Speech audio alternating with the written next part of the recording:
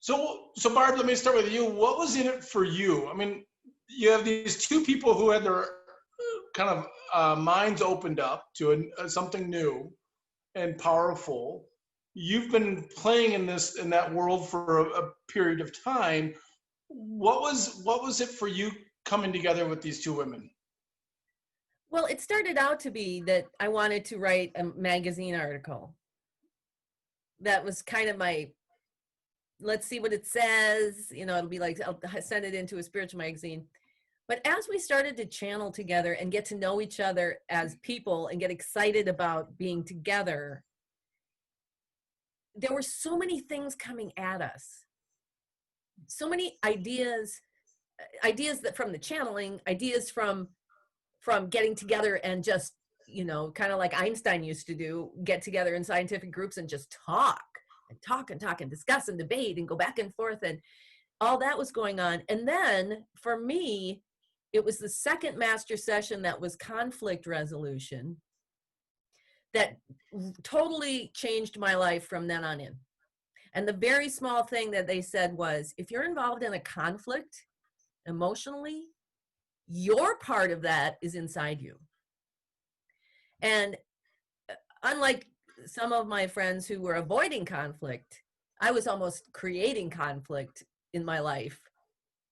And that singular thing, it was like my head snapped up and I went off on this direction that then took me for years and years into developing this process of resolving conflict on a revolutionary way. So that was and that saved my life later. Conflict revolution, which is what it kind of evolved into later on, actually literally saved my real life when I was going through a terrible, terrible time for many years. And I came out the other side like I knew it would work, because it worked every time we did it. You didn't always want to do it, but it worked every single time in miraculous ways we couldn't even begin to work at making happen. So with all those things going on, I was just completely, this was clearly in my soul, a life path.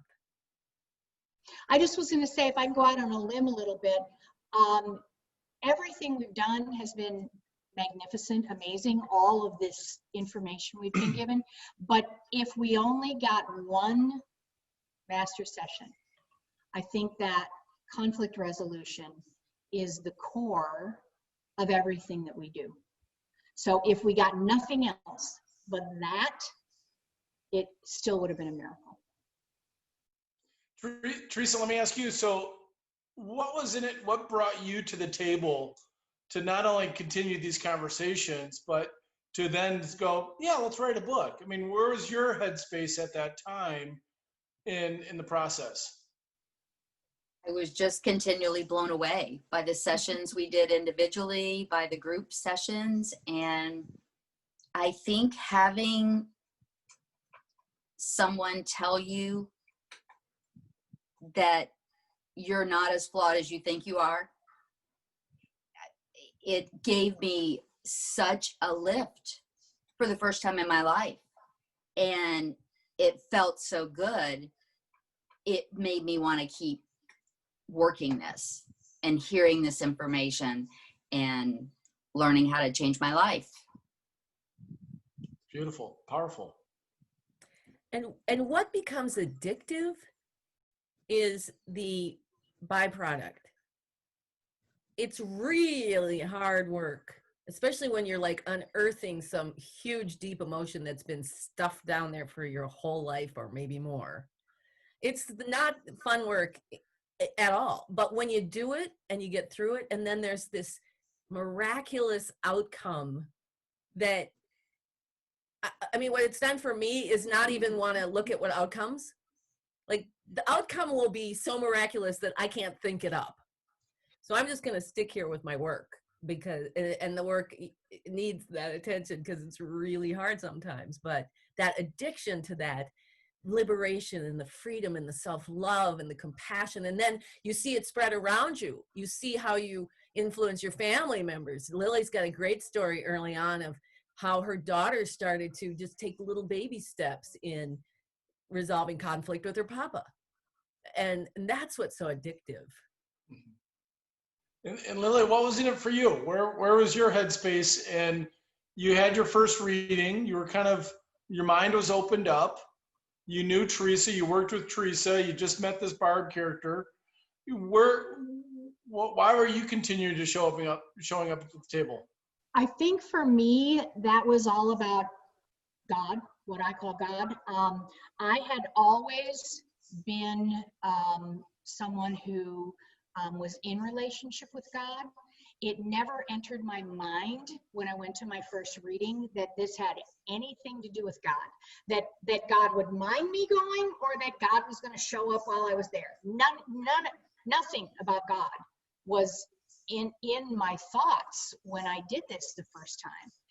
But it was so clear to me after I did that first reading, and like what Teresa said about, for the first time in your life, you find hope, and that hope has to do with something you're learning from inside yourself.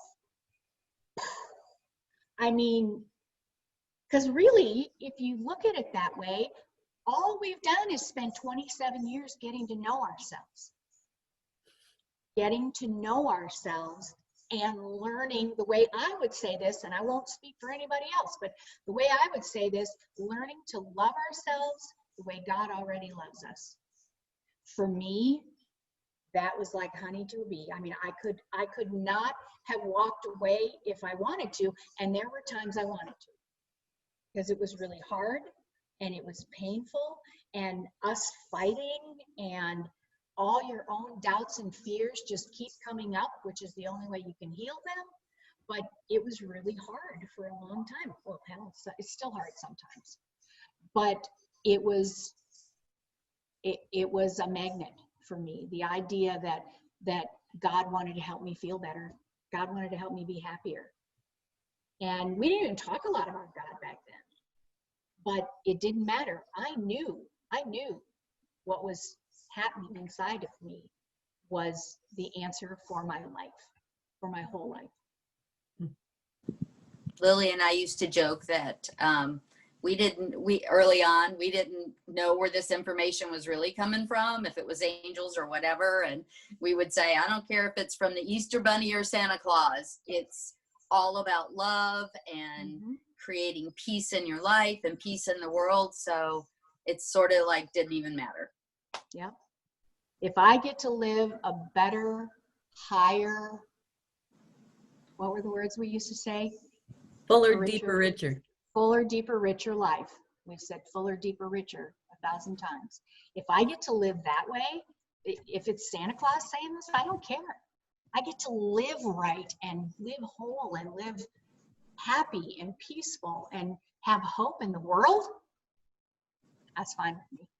I'll take that any day.